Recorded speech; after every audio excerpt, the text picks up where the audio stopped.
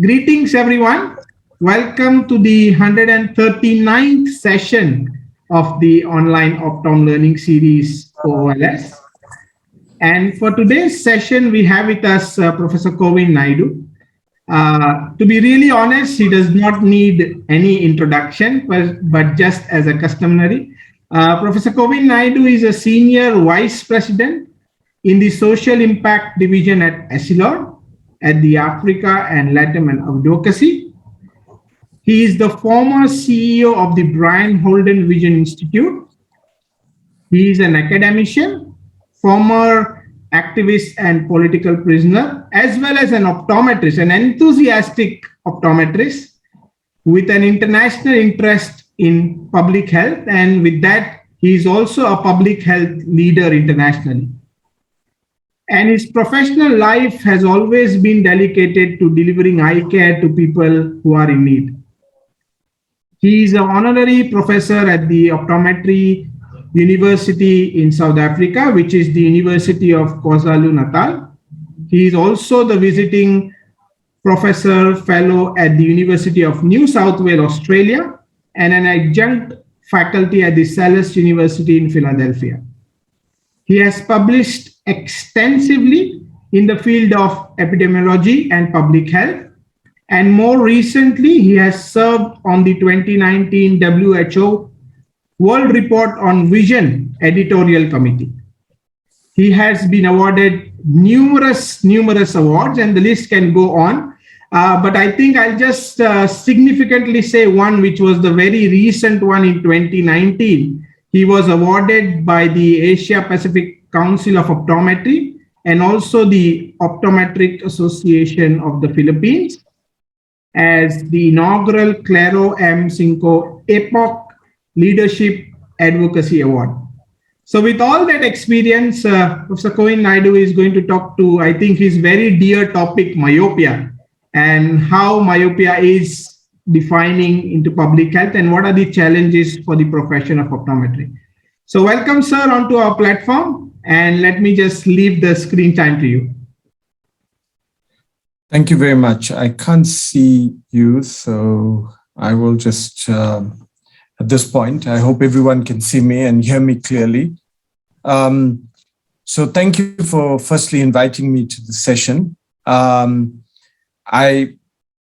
going to take a much more broader position on myopia. I have been informed that there have been other talks by people who are involved clinically in myopia and probably and have more experience than I do. So I will touch on some of the aspects, clinical as well as public health, but I want to really try and contextualize myopia in terms of what it really means for the profession in a broad public health sense today. And I hope we can, by the end of the session, have a view of this. If we look at the myopia epidemic, before we talk about myopia, we must note that the global burden of disease studies have shown that refractive error is the second leading cause of blindness and the leading cause of vision impairment. And all the future iterations of global burden of disease, we are preparing the more recent data now, and I'm part of that group. And the epidemiology is very clear that refractive error has become very prominent both in vision impairment and blindness, significantly so that even the World Health Assembly has now included, whereas before cataract was the only measure that they would normally have governments report back on. Now there are two measures that are going to be reported on annually at the World Health Assembly. It's going to be refractive errors and cataracts. So it's really been elevated both in its importance because it is something that you can address and may have a significant change to 52.9% of refractive error of vision impairment in the world. And we can have significant gains if we address it. And obviously, we know that myopia is the major contributor of refractive errors. So that elevates myopia. Now, myopia has been important thus far, but I think that as the space has developed, the question of myopia management has become more prominent in more recent years. And correctly so, much of that was driven by hardcore research. In my time at Bryan Holden, that's what we did, was to look at the technology that could drive the myopia management and the myopia control space. But increasingly, the question is now being raised is, how do you apply this technology? And how do you make sure that this impacts on the public health scenario? Most of us know that by 2050, half of the world will be myopic. So we have a major public health challenge in the world that's occurring. And in fact, interestingly so, if we look at diabetes, it's also tracking similarly. And going forward, there are going to be these two major public health challenges that are going to involve tons of people, and that would be myopia and diabetes. It's an opportunity for the profession of optometry because it has now elevated essentially the core business, but it's also a challenge which if we don't rise to, we could face many difficulties going forward. And the data is clear that while the aggregate data shows 50% of myopia across the world, very clearly that in all sectors of the world, basically, that there's an increase. Now, even if you look at Africa, where we're starting on a low base with 7%, but by the year 2050, we'll be at 28%. So myopia is going to become a big problem, irrespective of which part of the world you live in. And we know that China, Japan, South Korea, and Singapore have a prevalence of approximately 50%. So obviously, that's going to be the main focus of what we do. But this gives you a sense of some of the countries, some of the regions. This uses the global burden of disease region. And, we have a lot of estimated data for countries, but we have very good data to estimate for regions. And these are the global burden of disease regions. And I guess East Asia would be of interest. By 2050, it'll be 65.3, which is above the global average of around 50%. And if you look at South Asia, it's 53%. We look at Southeast Asia, it's going to be 62%. So we know that much of this is going to be driven by Asia. And looking at the participants of this call, it's clear that a lot of you are from this region. So what we do in Asia and how we respond to this myopia challenge is going to become very important. But worryingly, 1 billion people will have high myopia. Okay. The challenge of that is that we know that high myopia is a great risk is a great risk because it will increase those who are having complications, and it's the major contributor to permanent vision impairment and blindness. Okay. And if we look at the numbers, which I don't want to mention that. And what we know that vision impairment from macular degeneration is going to track this eye myopia that's going to happen. And we can see again, even with vision impairment from myopic macular degeneration is going to increase significantly because it's the main risk of eye myopia. So in countries, especially where resources are poor, and even in countries that have made a lot of progress, if we take countries like India, etc., we made a lot of progress with cataracts, a lot of progress with these eye cams, etc.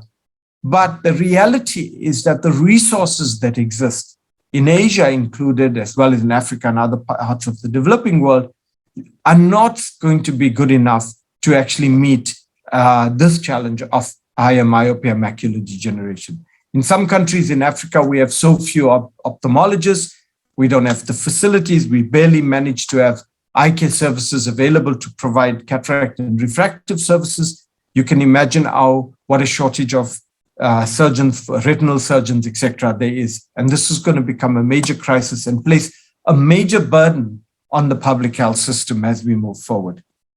Myopia is a growing visual problem that cannot be ignored anymore. Okay, and as I mentioned, we know early onset of cataract, glaucoma, retinal detachment, myopic macular degeneration are all of these outcomes. For those who are not familiar, we know that MMD is about atrophic retinal changes in the macula or subfoveal choroidal neovascularization leading to atrophy. And this is will be classified only in the presence of eye myopia. The literature and the debate around eye myopia shifts. Even at the International Myopia Institute, when we were first putting out the white papers, there was a lot of people arguing that we should start using -6. You would find the WHO document uses -5, but there's constant discussions about where that should be. I think increasingly there's a lot of support that eye myopia we should start looking at -6 diopters as the cutoff point. The other aspects will be staphyloma and retinoschisis, which will occur as a result of eye myopia. And all of these, we know that our public health systems are, beside cataract, are absolutely unable to manage in most of the developing world. And quite frankly, with this kind of prevalence, even in parts of the developed world, public health systems will be put under enormous pressure if we don't address these causes. We know that the risk of eye myopia, the level of risks of certain conditions with eye myopia is much greater, 40.6 times for myopic macular degeneration. The earlier you get myopia, the greater the risk, 21.5 times for risk of retinal detachment, 5.5 times risk of cataracts and early onset cataract, and 2.546 times for risk of glaucoma. And for example, we know that glaucoma in most eye care programs, there's no effective screening programs. We don't have cost-effective tools to be able to screen for glaucoma, etc. And so we are going to run into great difficulties in addressing this as a global society. We also know that more children are getting myopia at younger ages than before. Okay, in China, 36.5% of fourth graders, 65.3% of eighth graders have poor vision, and most of the time this is myopia. We know most of this is myopia. If we take the UK, in the 60s, was 7.2%. Today, it's 16.4% of children that have myopia. And Australia, 12-year-olds, again, compared to 17-year-olds, we can see the difference is 14.4% versus 29.6%. And increasingly, as this cohort ages, we're going to see higher amounts of myopia. When we did the refractive error studies with the WHO, you noticed as you go towards 15 years, you start getting this peak of myopia that's between 12 and 15 starts developing. In some societies, 11 to 15. So all these numbers are showing us that the children are increasingly being affected, which is quite obvious from the overall aggregated data. But the critical factor is that myopia has a massive impact on people, communities, and nations. It affects individual health. It affects quality of life. It compromises road safety. And we know that increasingly, for example, road safety as campaigns are now being run by the UN and other agencies because the deaths as a result of deaths on the road have increased significantly in our world. And the component of that is linked to vision. And I say component of that because the data is very scant, but we need more research. Intuitively, we know poor vision, you're going to have more accidents and poor drivers on the road. And it impacts the socioeconomic growth. So we did the study, which some of you may have seen, looking at the productivity loss due to myopia. And we had done previously a study looking at refractive errors, and we had come up with $292 billion of lost productivity per annum for refractive errors in total, and that included presbyopia, etc. But our more recent study with the updated myopia data, etc., shows that we'd have $244 billion of lost productivity due to myopia. And the persons with MMD, it will add another $6 billion productivity loss.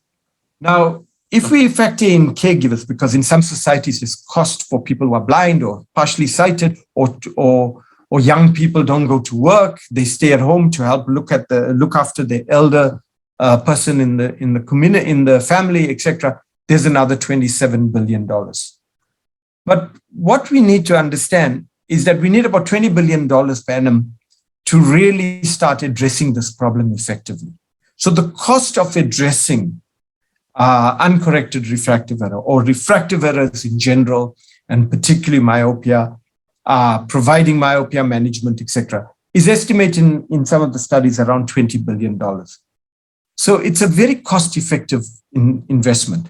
And it's something that we, as we start building myopia programs in our country, and especially in those countries where we want government to subsidize or pay for some of those services, it's absolutely critical that we use this data effectively to be able to make the case about the productivity loss.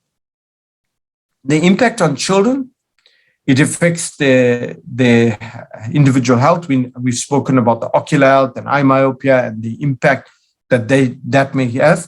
And we know vision loss. And there's a lot of studies amongst adults that show how general health decreases with poor vision. Okay. I must admit, there's not much references there for children, but these children as adults, we know that poor vision means that maybe, and there are various factors that can impact. It's like poverty, not being able to get jobs, the stress of living on the edge financially, poor quality of life, etc., could be leading to poor health. It affects the quality of life, and that's obvious. Improvement when studies have looked at the quality of life scores after vision correction with spectacles, it's shown an improvement that has occurred. And we know that there's a lot of quality of life studies that have been done, mainly amongst adults, but increasingly now amongst children, that are looking at the impact of good vision on the quality of it in terms of confidence, etc. Now, the more education is often quantified as a separate factor, but confidence level, ability to enjoy play, etc., is impacted as a result of poor vision, and particularly myopia is the main cause of poor vision amongst children. Affects performance, comfort, and wellness. We know that 80% of what children learn is through vision. So children with poor vision are at disadvantage at school. Some studies have found 1 in 3 children can't see the board clearly, and this impacts their academic performance. However, I must say that as we make the public health argument around poor vision in education, we've got to be very careful, because a lot of the studies that you read, and we did a systematic review, which for time I'm not going through all those papers, but which is available on the Vision Impact website. We did a systematic review looking at various factors and including education. And what is clear is that most of the studies have not done randomized control trials. Now, we all argue intuitively, we know if you can't see, you can't learn, etc. But the reality is that most of this data is not robust data. There's a few randomized control studies, particularly one out of China, that has shown an improvement in scores. But because maths was used and there were various other factors, so there's also critiques of the paper, but at least the methodology was sound. So I would caution you as to how you use data from systematic reviews or even studies that are not randomized control trials to make arguments against for the impact on education, even though you're probably right in what you say. And I say this because I've had the experience where epidemiologists in government departments have pushed back when we've made that case, because they had some bright spark there looks at the papers and says that this doesn't happen. So I think we need to be a bit critical about how we look at this data. There are some aggravating factors for children when we look at myopia, is the lack of access, which, across the world is a major issue. We would think that even in a place like the US, that wouldn't be an issue, but it is. Lack of awareness and education and changing lifestyle. Through the Vision for Life Foundation of ESSLO, if you had to look at the amount of, and I must apologize, I forgot to declare conflict of interest. I am employed by ESSLO. The chairperson did that, but I should have repeated that. So please be aware of that. So in terms of the Vision for Life Foundation, if I show you the numbers of amount of support that we are providing in the US for children and creating access to glasses for children in the inner cities, you'd be surprised. Okay, the investment is significant, very much almost like what we're doing in some developing countries. So even in the most developed countries, there is this issue.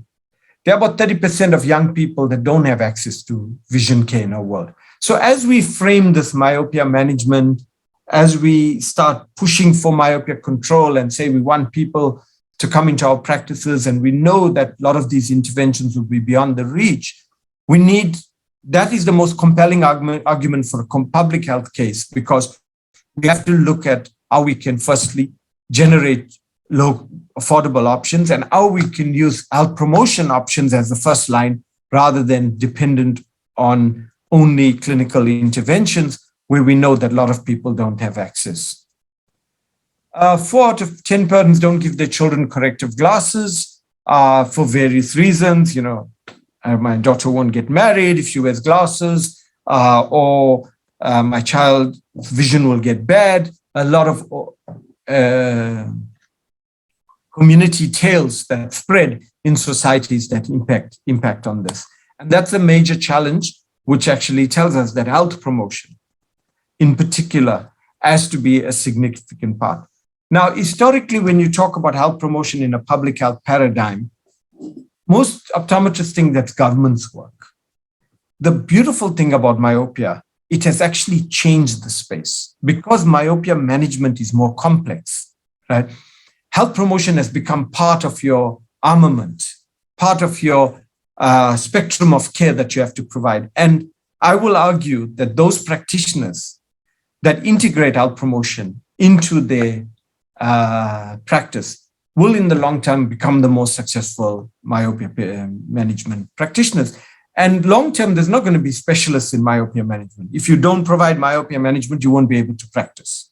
It's going to be ridiculous for you to refer people to the next person doing it. So practitioners need to start thinking about how do we integrate health promotion into the way that we provide services. 95% of parents don't know about myopia management solutions. And part of this reason, and not because they haven't been to an optometrist, but part of the reason is that many optometrists don't mention it because they're not comfortable doing it. They haven't had the education, or they're not keen to do it. Some people think, well, it's a specialist thing, I should refer out to somebody else, which I think long-term is one of the most foolish strategies for any practitioner. So this is not just a parent's problem. This is also a practitioner problem. And across the globe, we're seeing this happen.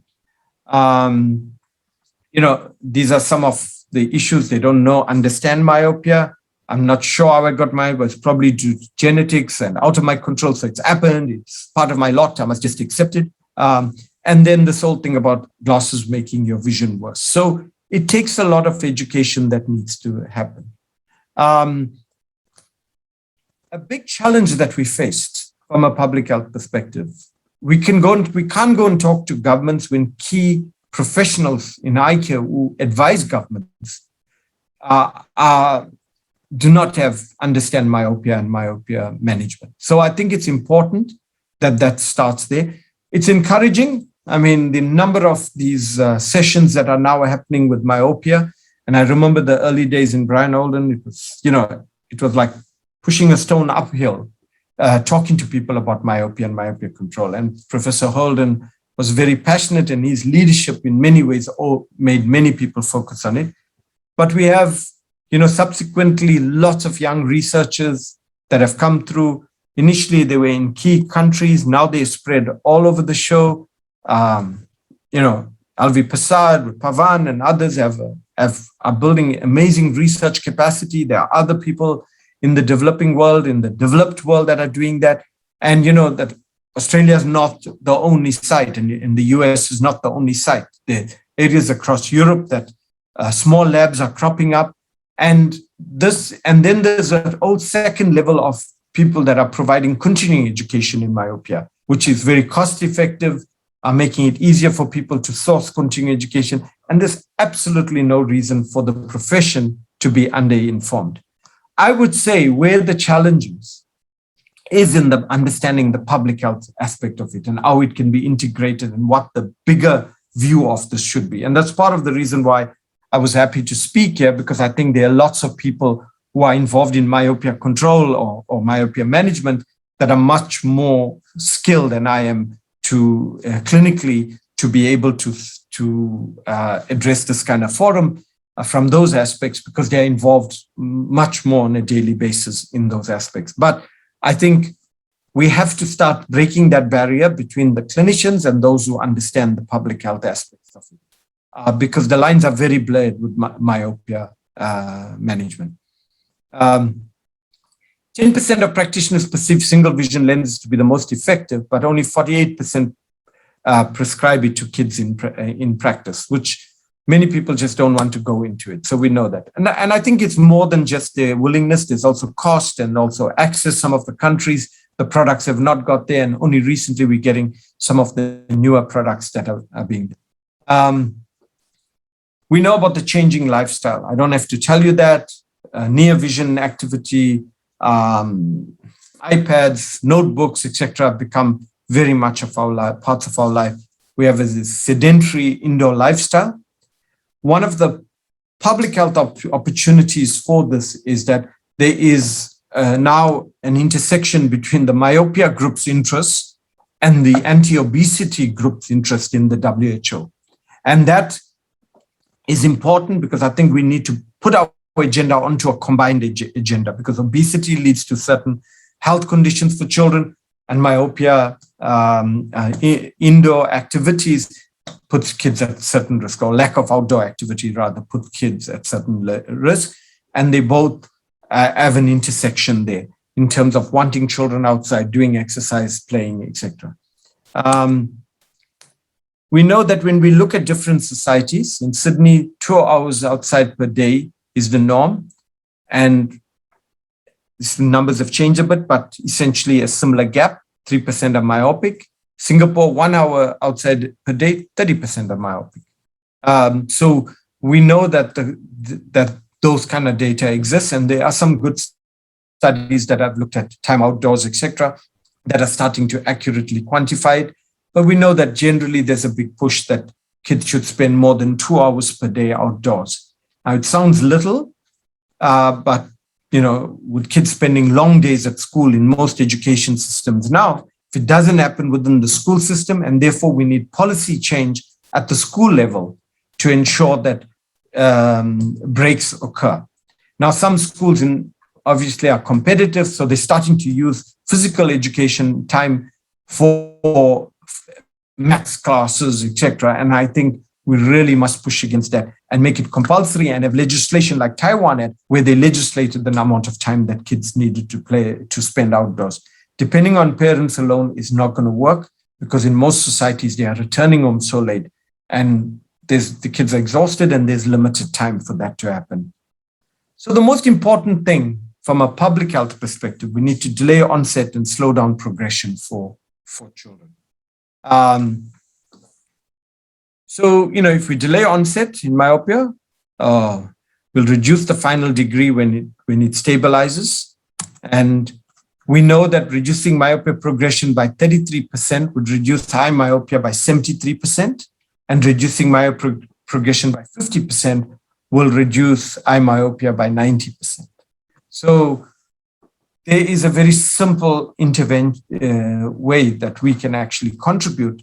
And we know we've identified time outdoors as being one of the issues, the simple one, but also optical interventions, pharmaceutical interventions, etc., can help keep eye myopia at bay and prevent some of the severe public health aspects and clinical aspects of that. I'm sure most of you know this. and some of you better than me, spectacle lenses, contact lens, drug interventions, and environmental modifications are the kind of interventions. Under correction, some people were pushing it to say very quickly that most studies are showing that under correction were either keeps your myopia at the same level or worsens it, and in most cases worsens your myopia. So it's not an acceptable strategy. There are various optical interventions, and we published a paper where we tried to summarize most of these things. And you can see that the best outcomes, the highest percentages on some of the earlier studies was coming out of ortho-K. The problem is we know ortho-K has its limitations in terms of the powers that you can do myopia control with, as well as it's not often very acceptable in many societies. It does give the parents greater control. They don't have to worry about the child during the day, etc. But it has those limitations. And the ortho-K space has improved significantly with the kind of options that exist, and that's great. We know that peripheral defocus contact lenses have become quite popular, and they have shown around about 30%, 28% on average reduction. I'll talk about some of the other interventions. But when we talk about optical lenses, we know that bifocal lenses with prismatic, executive bifocal prismatic showed, it was one of the early interventions that showed about 51% control. But that was on one particular study, hasn't been very well duplicated. There have been other studies that haven't been able to show that amount. But what also came out clearly that it's better with patients with low lag of accommodation. But increasingly, we've had other progressive lenses have been investigated as interventions, and I'll go through this. I think this is a better slide to show you. This is the one that Krupa put together, and I'm just referencing it. Yes, it's not mine. And if you look at some of the optical corrections before 2010, your executive bifocal was really the one that had shown a lot of promise, but again, didn't take off, and cosmetic issues, etc. mattered. And then you had the Zeiss Myovision, which was peripheral focus, at very low level of myopia control, 13%. Aspheric PALs with plus 50 showed about 20% equivalent reduction, and about 14% on your axial elongation. And then you had some of the new developments, and those lenses have now moved on to become the kind of dominant lenses. We know about the defocus incorporated multiple segments, showed 52% and 62% on axial elongation, which is great.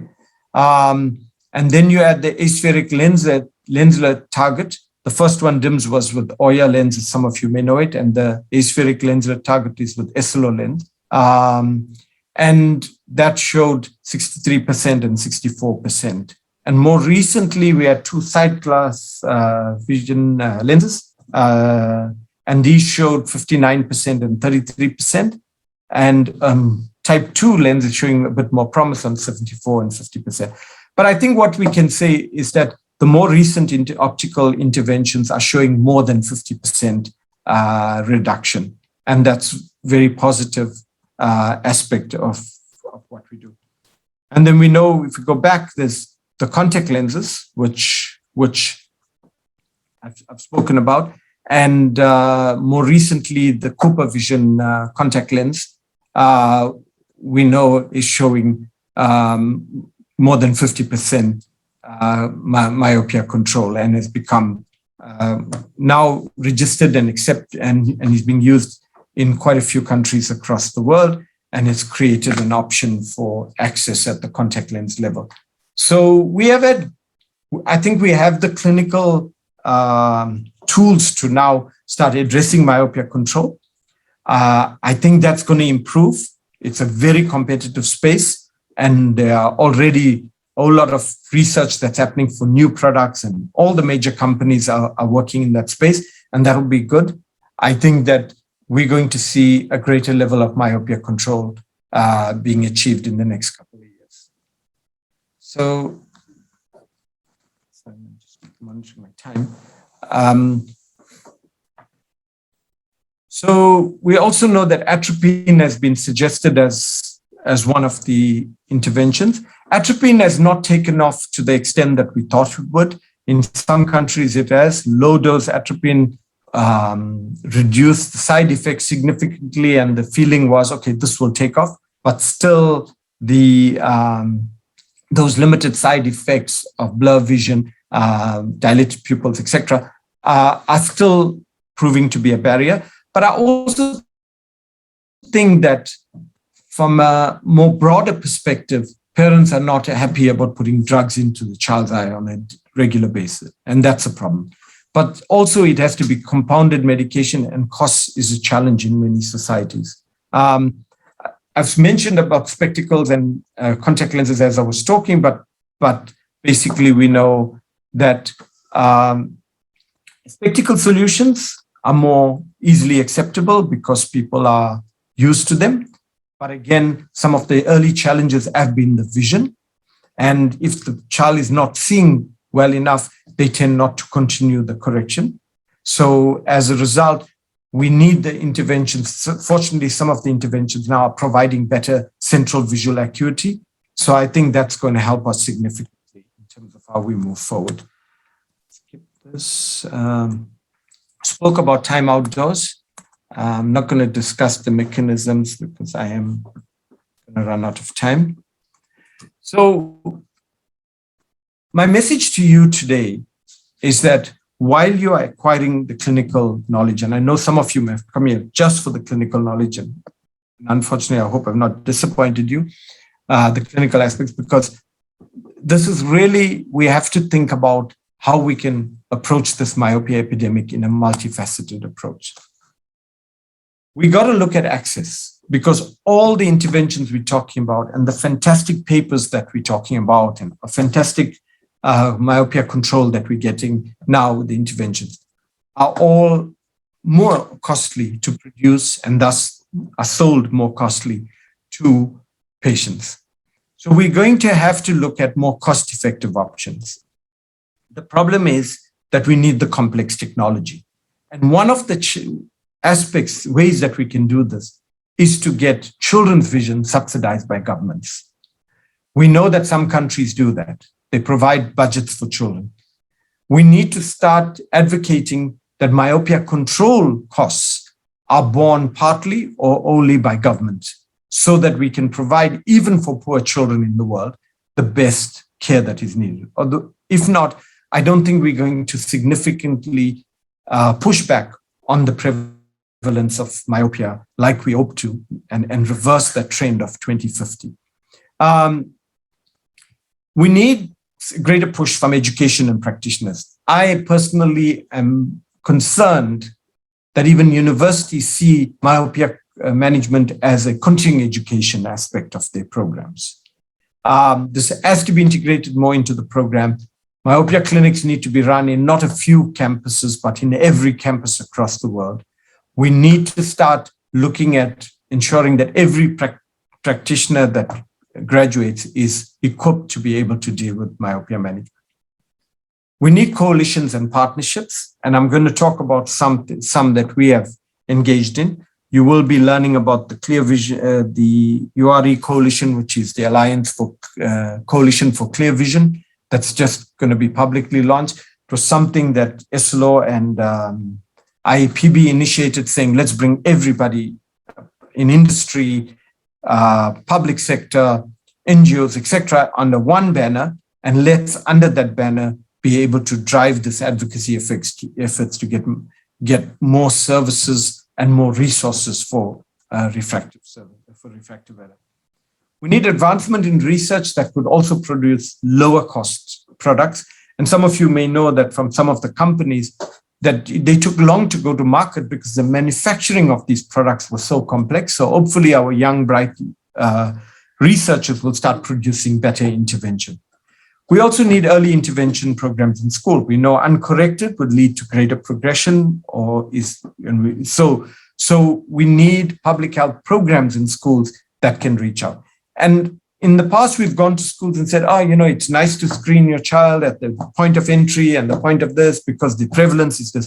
Now we got to go to those education departments. And even as a private practitioner, if you're doing this and say, we know from myopia data that if we don't pick this up, we're going to have severe problems amongst the kids, high myopia, and that would lead to other public health issues, etc. So the narrative has to be altered about how we talk about myopia.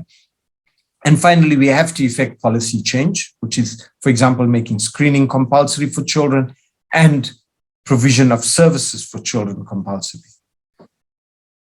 And we've got to bring everybody together because there's 7.5 billion people in the world. We need the public sector, which is mainly government. We need NGO sectors. We need inclusive business, social enterprises, and we need the private sector to work together to do this. So it is a collective response. And hence, for example, we've initiated this coalition that's now bringing people together to talk about what can be done.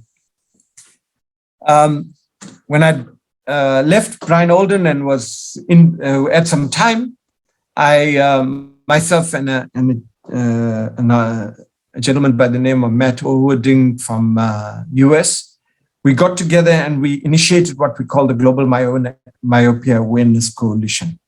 We brought all of industry together initially, got them in a room and said, look, if you want to take a long-term view of your business, then you should look at awareness. You have a vested interest in public health like anybody else. We brought the professional organizations together, the nonprofits, and we developed this coalition, which now is in its third year of operation, and has launched campaigns in the US using key opinion makers like gamers and these social media celebrities, etc., to get the message out. And we've had fantastic success. The most important thing is that most of those companies, all those companies have put the money to make this happen. And that's going to help your work tremendously. I would advise you to get familiar with the work that's coming out of it. We started in the US, we're now expanding to Europe and other parts. Obviously, resources determine how we expand. But those resources that are being developed through these professional marketing companies, etc., I would advise you to look at that and see how you can integrate that into the way you manage your patients and how you can use those kind of strategies to make parents aware about myopia and what can be done about it. This campaign targets mainly parents. It's not targeting the practitioners. And it also targets key opinion makers in society. And if it continues getting the kind of traction it has, so hopefully it will soon reach millions of people across the world. And our intention as the co-founders of this was really to try and get this message on the agenda of everyone in the world. And also to get the companies to understand more what the challenges in the developing world, because that will help them with their messaging, but it will also help them with the products they develop, the pricing of products, and how they support efforts to create access. I won't go through this, I've mentioned it. We know that on a broader level, myopia impacts on personal, and we've spoken a lot of that, and I'll cover a bit more, health system, professional, and industry, right? And on the personal impact, it's with education, cost of care, if you have eye myopia, or even myopia itself, it's jumping. Even myopia itself is costly, quality of life, and the cost of correction. And I've spoken about all of that. We know that visual impairment, that's a recorded slide from. So we know that in terms of education, we've spoken, it has a huge impact. So across the board, myopia impacts on people. And I think we go back to this slide.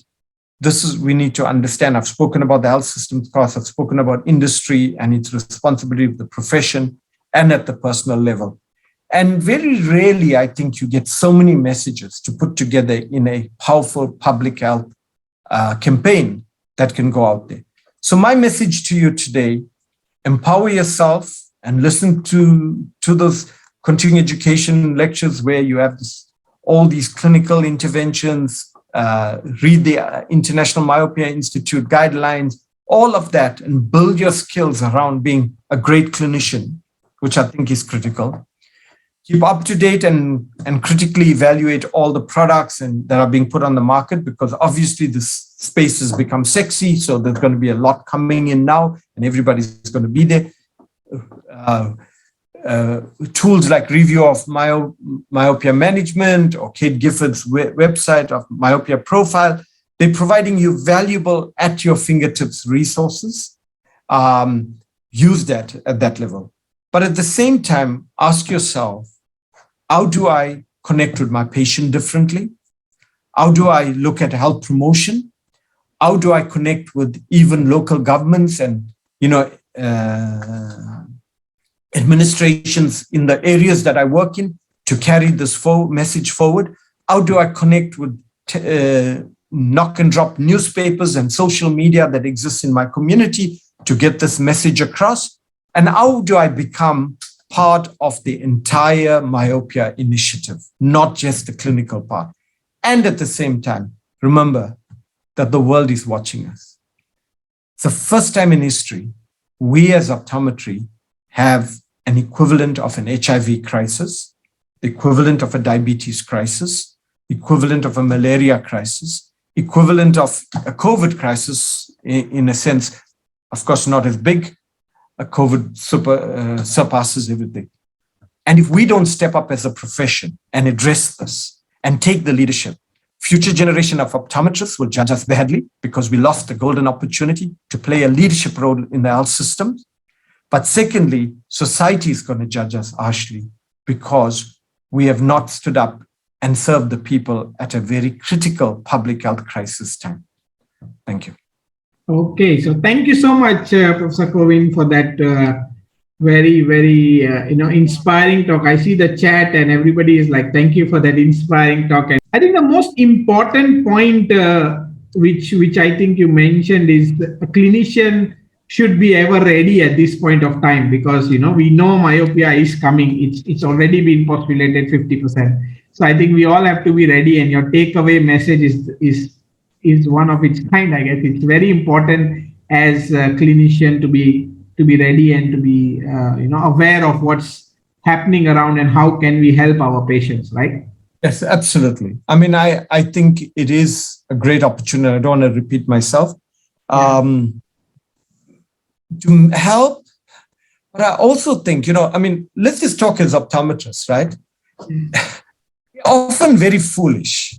I'm not excluding myself. We tend to be hyper-react to certain things. So for example, online businesses or guys selling readers on the corner, etc., which does impact on the bill. And then we say, okay, we got to clamp that down, right? Myopia is taking the patient back into your practice. Nobody can provide this on the street. Nobody can provide that clinical excellence. So we need to stop undervaluing ourselves, and some of the private guys need to stop giving free eye exams, because myopia is a lot of work and a lot of effort. You should get your professional skill to be appreciated, rather give a free spectacle, in my opinion, than do it the other way. So yes, it's opened up new opportunities for us. That's right. Yeah. And let's just take a couple of questions which have already popped up in the chat. Any comments on this particular aspect? What option is the economically most convenient apart from environment? Environment, we say outdoor. Would you want to, comment anything on this? So I think we need to be very frank about this, right? With myopia, interventions are unfortunately not the most cost-effective interventions right now. Like I've told you, the technology has been complex to develop. I mean, I know from my Brian Alden days how much investment we made before we got the extended depth of focus contact lens licensed out to people. and then that technology for the partner to develop that contact lens, how complex that was. Okay, so we do have a challenge there, and I think that there are two ways that costs can go down. Outside the environmental intervention, that's one thing. Atropine in some societies is more cost effective. If you overcome some of the barriers, you can do that. Ortho K, more cost effective options are becoming more and more accessible. With the newer interventions around spectacle lenses and contact lenses, that I think that it's economies of scale. If myopia control becomes more widely used, then all of these prices are going to have to go down, right? Because you are producing at volume. So I think hopefully that would happen. But at the same time, I do think that we will need to start looking at subsidization. Either it's through philanthropy efforts of companies or subsidization by governments. And therefore, it's no use learning all these skills as an optometrist and not going to your government and lobbying for subsidization, because you're going to sit there and serve a few rich people and that's it, because a lot of people don't understand that $2 lens that they're getting at the guy next door is actually cannot help with myopia control like this lens would do. And not everybody will get that information. So I don't think there's an easy answer to that. I'm just giving some solutions as to how we can address this in the long term. That's right. Yeah. And I think, I'm sure others would be able to add more to that as we move forward. But right now, it's not, nobody has that golden key for that. That's right. Yeah. And let's just look at another question. This is just basically asking your opinion. What should be the immediate steps for countries like, India, subcontinents, and Malaysia, Vietnam, where there's some about cost, access, and awareness. So any tips you would want to give us in terms of moving forward with this? So I think the first two, cost and access, are huge challenges. I mean, I've been doing this from the day I walked out of optometry school in the US and came back home.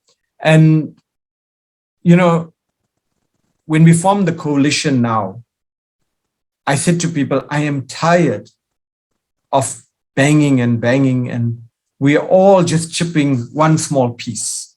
Isn't it about time that we just threw away all the competition between NGOs and companies and whatever? Is it not the time to say, let's just all push this mountain together, And we are there now because the demand and the problem of myopia is saying there's a sense of urgency. So cost and access. Cost in myopia control is difficult, which we've spoken about. In other ways, you can get a $1 glasses, $1 lens now. Things have really come down a lot. And logistics have improved, all of that. But again, myopia control is another issue. Yeah. Access, growing, but not enough. If you look at the optometry school output, and for myopia control, it's going to be a bigger problem because you need professional skill. The output is disgraceful. If you look at my LinkedIn, you'll see a posting of a study that we did on global mapping of optometry that IAPB interviewed us from, and we'll publish that soon. The numbers are putrid. We are in huge crisis because everybody's happy about producing 20, 30 and producing PhDs and then saying, I got a great school and my school's better than your school. We are not addressing the issue about producing at mass and producing people for people in the rural areas. However, and Pavan, I think, Alvi Prasad is well located, one of the institutions. We have to look at how telemedicine can integrate the profession into this without people having to go to the rural areas. And with your vision ambassador, we say vision ambassadors, I even forgot what you guys say, right? But the community-based eye care people that you have, vision technicians, sorry. The linkage between optometry and vision technicians can create greater access. But optometrists have to be open-minded about this. We can't be continuing to exclude working with everyone when we can't get there. Because I think eventually governments are going to say enough is enough, we're bypassing you. Okay? If we creative, use technology, etc., access can. Awareness is something I think we all can start. It's low cost with social media, all of that. But I think we need a coordinated effort in these countries, in the subcontinent.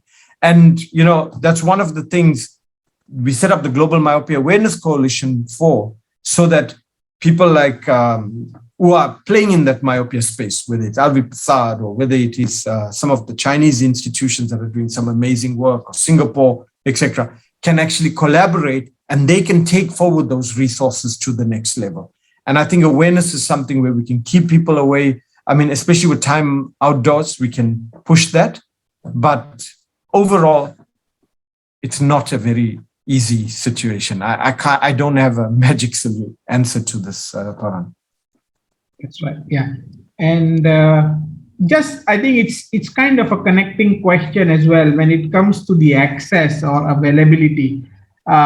This is again something which might be difficult for you to answer, but I mean, you can share your thoughts on why don't we have various anti-myopia options in India or in this subcontinent compared to the US and European market? Is it because the industry is looking at a bigger currency market, or is it something which you would debate on? Look, I think initially the technology was so costly, it made sense to go into those key markets, right, where there was demand and stuff like that. But my understanding, no company would not roll this out into markets like India, etc., as soon as they can. But people have taken long to get approvals, to get the data. I was at the early FDA meeting when data was being presented on myopia control, and they didn't even want to hear about some of these stuff. They wanted a whole lot of information, which industry went back and produced, right? And now we're seeing a groundswell of change where things are being recognized, etc. And I'm seeing it even in Africa. Myopia control products are becoming more accessible, etc. But is it an ideal situation? No. But I do think that they're going to have to push to make the products available, because if not, you won't get economies of scale. Most of the companies, I think, are at the phase where they're getting the product out there, getting used to it, it's almost like doing pilots in terms of rollout. And then that's going to happen. So, the good news is that Cooper has made progress in the US market, and hopefully other companies with the spectacle LED like Essilor and stuff will make progress. And that will all lead to economies of scale, I think. But right now, it's been very hard to roll it out. It's not that there's no appetite to do that. All right. Yeah. A couple of more questions, and any opinions on why, if there is any difference between rural versus urban-based global prevalence of myopia, and what could be the possible reasons you think in this difference in the prevalence, if there is any? Look, before we understood myopia the way we did, in 2000, when we did the refractive error studies and stuff, it was very clear there was a big difference in the urban and rural prevalence. Urban was higher. There was a correlation between urban and parents' level of education. Those two things, urban parents tend to be more educated. So most of the link in the early days was around that, right? Because we didn't know about time outdoors. Have we sufficiently teased out how much is it? How is it linked? Intuitively, you can say, well, if you're doing more education, you're spending more time indoors, and urban kids are being pushed to study more, etc. But there's definitely a difference, and I would hypothesize that a lot of that has to do with time outdoors. Kids in rural areas do spend time outdoors, but it's not a single factor. And that's why studies around this are so difficult. Secondly, in the recent years, we've seen a real decline in the number of prevalence studies that are happening in our world. NGOs at one time were putting enormous amount of money into research and prevalence studies and stuff like that. Some of the big institutions like Aggravating, and stuff, and others in China would know about, received huge funding around this. But my sense is that has decreased a lot.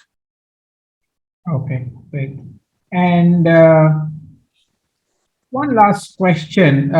This is again related to the co-management and all of that.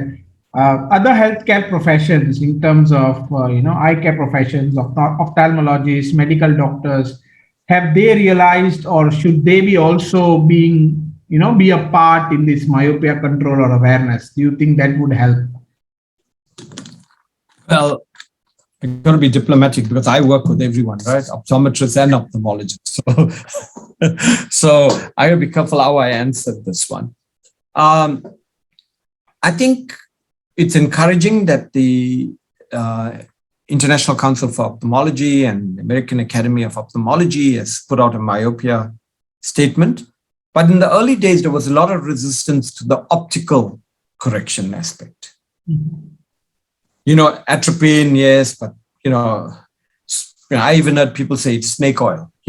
It's like guys going around village to village selling snake oil, and people like Jeff Wallin and the early people who just kept prodding and prodding and prodding with the research. We should take our hats out to them. I think they're under-celebrated in this profession. Because their work seems to be more through publications, through platforms. And but I think with time, a lot of people have been won over scientifically. The science has won over people. So we're seeing that change.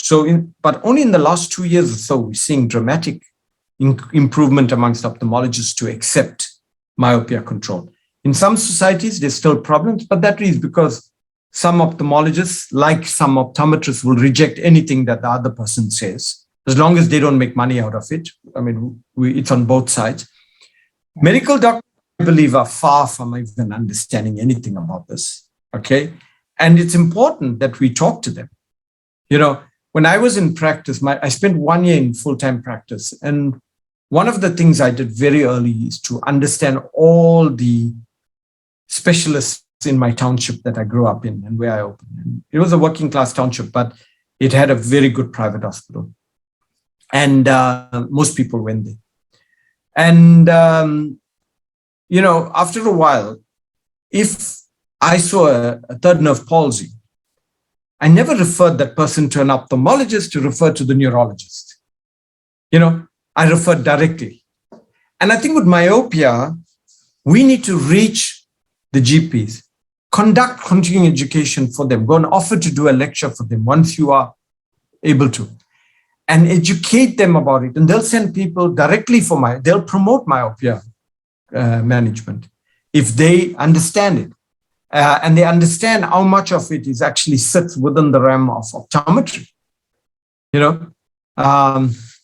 Pharmacists, I think we have to reach out to, because in societies where we're using atropine, we need to look at how we can get that cost low. But again, very little knowledge.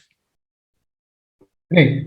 All right. And I think with that, we have taken most of the questions for today's talk. Thank you so much, Professor Kovin Naidoo, for sharing your ideas. I think this is more important as a public health perspective. We might be best clinicians, as you said in the beginning, but to implement this as a public health initiative is really important. And everyone plays an important role. It's an individual role you need to play, right?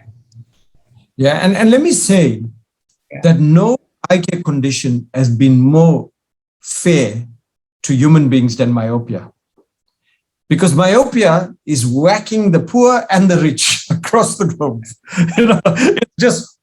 It's just hit everybody. It's not, a lot of times you have mature cataracts only in poor communities, other people. And in fact, in rich communities, people face bigger risks because of lifestyle, right? And for the first time when I do television interviews and stuff, I remember with Al Jazeera, After the interviewer is asking me about their child, not somebody else's child, right? When I talk public health and myopia, my parting shot to you is don't think poor people, like you normally think when people use the word public health. Actually, public health is for everyone. It always was. It's become unfairly seen as something for poor people. In fact, good health should be something that we all are, I think. So see this as relevant to you and your community wherever you are and whatever you do and whoever you target. That's right. That's right. Very inspiring. Thank you so much again for that wonderful talk. And I see again the chat is getting filled up with thank you messages. So thank you so much for conducting that talk for us. So just to say, I've left my email. If you need me to link you up with anything I've mentioned, organizations, whatever, I'm happy to do that. Thank you. Thank you very much for indulging me, and your questions were in public health because unfortunately are not like what percentage of control. So I couldn't answer very quickly. I hope I didn't bore you with my long answers. So thank you very much. No problem. No problem. That's wonderful. Thank you so much. We do have a session planned next weekend. So, take care, everyone. Until then, be safe. And I hope to see you next week. Bye-bye. Thank you very much. Bye. Bye.